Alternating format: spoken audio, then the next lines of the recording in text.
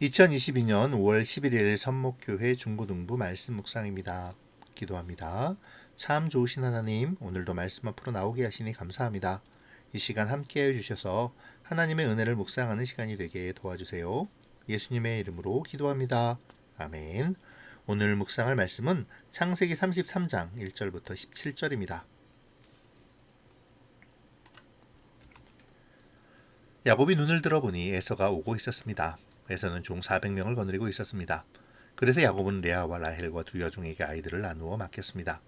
야곱은 여종들과 그 아이들을 앞에 세우고 레아와 그 아이들을 그 뒤에 세웠습니다.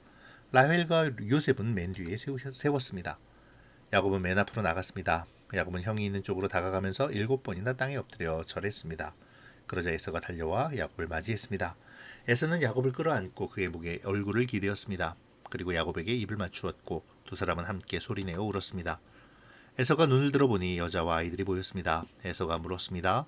너와 함께 있는 이 사람들은 누구냐? 야곱이 대답했습니다. 이 사람들은 하나님께서 형님의 종인 저에게 은혜를 주신 아이들입니다. 두 여종과 그들의 아이들이 에서 앞으로 나와 땅에 엎드려 절했습니다. 그런 다음 이번에는 레아와 그 아이들이 에서에게 나와 역시 땅에 엎드려 절했습니다. 마지막으로 요셉과 라헬이 에서에게 나와 마찬가지로 땅에 엎드려 절했습니다.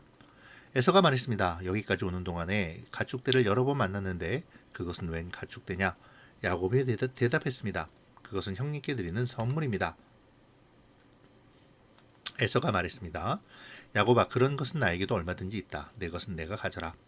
야곱이 말했습니다. 아닙니다, 형님. 저를 좋게 보신다면 제가 드리는 선물을 받아주십시오.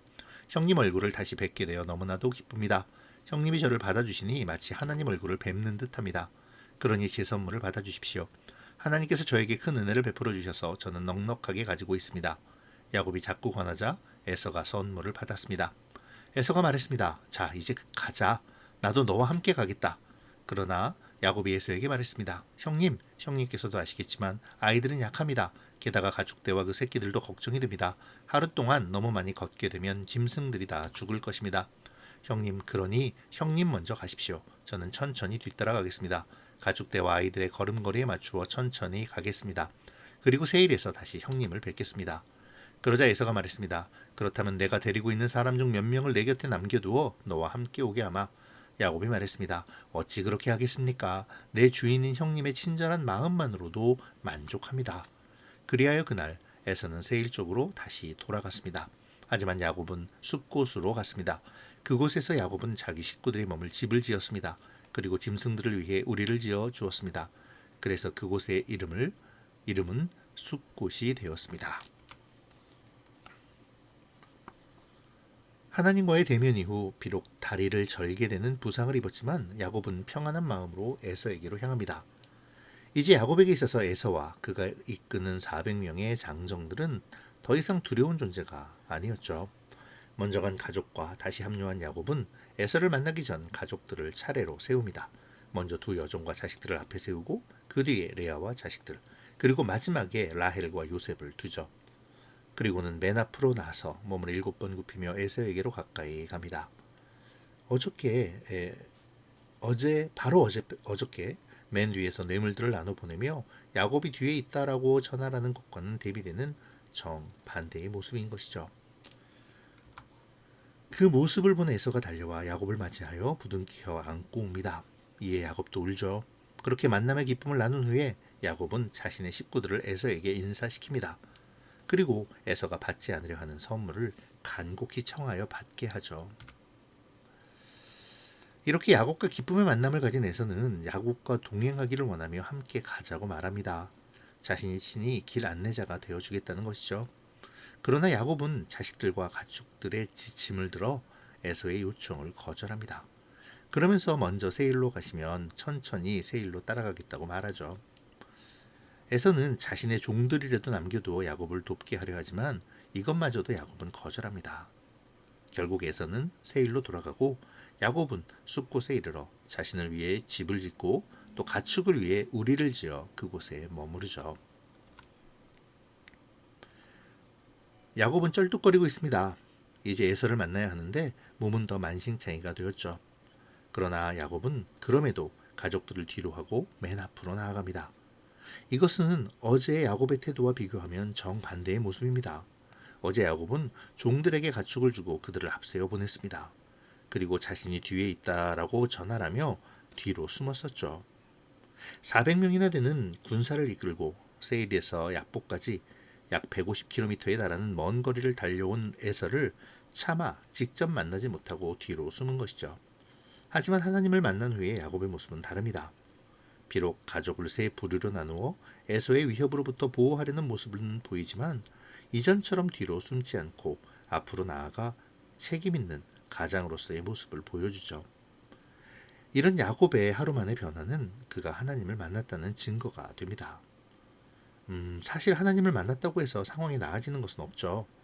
여전히 에서는 400명의 장정과 함께 야곱에게로 오고 있고 야곱 자신은 오히려 부상을 당해 다리마저 절고 있습니다. 어제의 야곱의 시각으로 보면 전혀 나아지지 않은 오히려 더 악화된 상황이죠. 하지만 오늘 야곱의 시각은 달라졌습니다. 비록 다리는 절고 있지만 하나님의 약속은 더욱 확실해졌죠. 야곱에게는 하나님의 보호하심과 인도하심에 대한 확신이 있습니다. 그렇기에 이제 앞서 나아가 에서를 만나고자 하는 것이죠. 하나님을 만나고 하나님과 동행한다 해서 우리의 상황이 180도 바뀌지는 않습니다. 어쩌면 하나님과 동행하며 하나님께 순종할수록 우리 앞에 놓여 있는 현실은 더 힘들고 어려워질지도 모르죠. 그러나 하나님을 만나고 하나님과 동행하는 사람은 그 마음이 변화됩니다. 세상을 보는 시각이 현실과 주변을 보는 시선이 달라지죠. 상황은 변하지 않지만 그 안에서 하나님의 도우심과 역사하심을 기대하며 소망을 갖습니다. 설사 내가 손해를 본다 하더라도 상관없습니다. 선하신 하나님께서 모든 것을 작용시키셔서 선을 이루실 테니까요. 오늘 본문의 야곱의 모습이 이와 같죠. 이것이 하나님을 만난 사람의 모습이자 태도입니다. 약속을 받은 사람의 신뢰의 모습이죠. 오늘 우리도 하나님을 만나고 하나님께로부터 주어진 언약을 신뢰하며 그것이 설사 나의 계획과 생각과 다르다 하더라도 그 약속을 믿고 앞으로 나아가는 우리가 되기를 바랍니다. 이 시간 하나님을 신뢰하는 삶에 대하여 묵상해 보면 좋겠네요. 에서는 화해한 야곱에게 함께 갈 것을 제안합니다.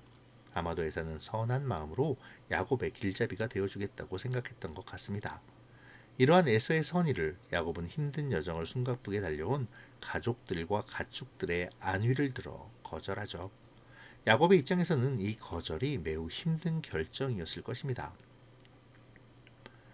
이제 막 화해한 형의 호의를 거절한다는 것이 형 에서에게 고깝게 여겨질지도 모르니까요.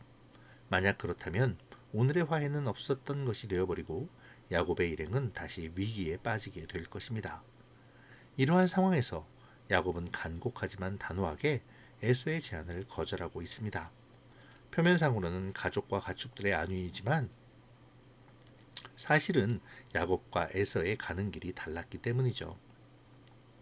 야곱은 베델을 거쳐 아버지 이삭이 있는 헤브론으로 가야 했습니다. 그리고 에서는 자신의 터전인 세일로 가고 있죠. 이러한 점은 형제의 서로 간의 어떠한 인간적인 정에도 불구하고 추구하는 삶의 자세와 신앙에 있어서 에서의 방식을 따를 수 없었기 때문입니다.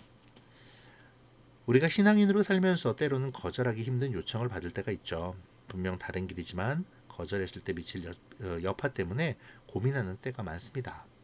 오늘 본문에서의 야곱은 하나님의 백성들이 그러한 때를 만날 때 어떻게 해야 하는지를 잘 알려줍니다. 이 시간 야곱의 거절의 모습을 보면서 우리의 모습을 생각해 보면 좋겠네요. 우리는 하나님의 뜻에 부합되지 않는 요청을 받을 때 어떤 결정을 내리나요? 나의 안위와 여러 가지 세상적인 이익을 생각하여 잘못된 결정을 내리지는 않습니까? 오늘 야곱의 거절을 바라보면서 거절의 용기에 대하여 묵상해 보는 시간이 되기를 바랍니다. 기도로 마칠게요. 고마우신 하나님, 오늘도 말씀과 함께 하시니 감사합니다. 주님, 우리가 세상과 벗하지 않게 도와주시고 우리의 세상적 이익을 위해 세상의 요청을 거절하지 못하는 우리의 연약함을 기억하시사 하나님이 싫어하시는 것을 단호히 거절하는 용기를 주시옵소서. 나의 계획과 나의 생각이 아닌 하나님의 생각과 하나님의 계획을 먼저 생각하는 지혜와 명철의 사람이 될 수 있도록 함께하여 주세요. 예수님의 이름으로 기도합니다. 아멘. 사랑하고 축복합니다.